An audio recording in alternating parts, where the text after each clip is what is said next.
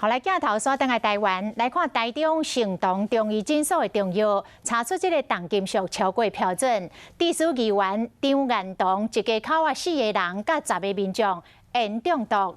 卫生局是命令讲要停业2个月，但是成洞中医伫大门口打出来的公告，敢若写讲要停诊3天。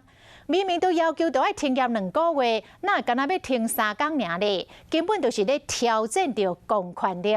卫生局讲，这个成洞中医若是偷偷来看诊，就会依照着医疗法，甲废止开业的执照。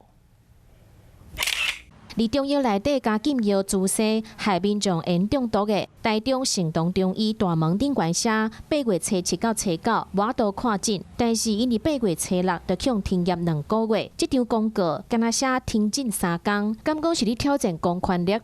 医疗法109条，医疗机构受停业处分而不停业者，废止其开业执照。